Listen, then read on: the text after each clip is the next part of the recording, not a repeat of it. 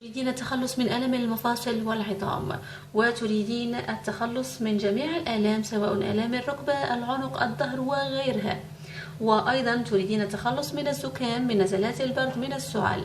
إليك هذا المشروب السحري الذي سيعمل على علاج كل هذه المشاكل، كما وسيرفع مناعتك، وأيضا سيخلصك من جميع مشاكل البرد. في كسرولة سأضع مقدار كوب من الحليب، سأضيف إليه أعواد من القرفة، سأضيف أيضا الزنجبيل،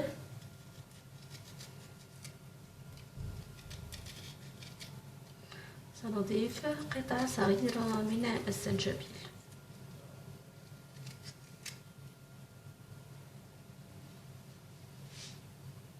سأضيف أيضا رشة فلفل،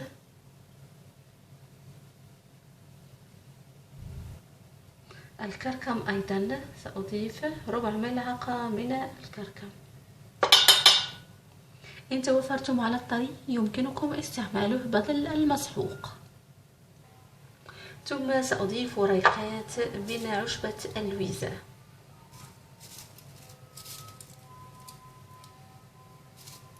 هي رائعة جدا للتخلص من مشاكل المفاصل، كما أنها تعالج الزكام وتقضي على الأرق. هي رائعة جدا بما أنها اشتهرت بتهدئة الأعصاب وأيضا مساعدة على النوم. ثم نضع الكل على النار ونتركه حتى يصل لدرجة الغليان. بعد أن غلت المكونات نرفعها من على النار ونقوم بتصفيتها للحصول على مشروب.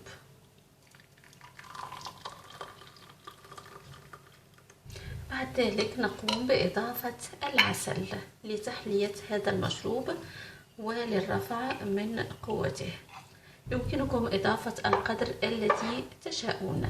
سأضيف ربع ملعقة يعني كبيرة من العسل، يمكنكم وضع ملعقة صغيرة إن شئتم، إن كنتم يعني تحبون المذاق الحلو. نحرك جيدا حتى يذوب العسل. هذا المشروب رائع جدا للتخلص من مختلف مشاكل المفاصل، سواء كان التهاب أو آلام يعني على مستوى الظهر أو الركبة، يعني جميع آلام المفاصل والعظام. هو رائع جدا جدا، بالإضافة إلى أنه يقضي على السعال وعلى الشعور بالحرارة، يعني بداية المرض كما تعرفون تسبب الكثير من المشاكل المزعجة. سيقضي على السعال، سيقضي على نزلات البرد، وأيضا سيرفع مناعتكم بشكل مذهل، كما وسيساعدكم أيضا على النوم براحة كبيرة جدا، وأيضا سيهدئ أعصابكم.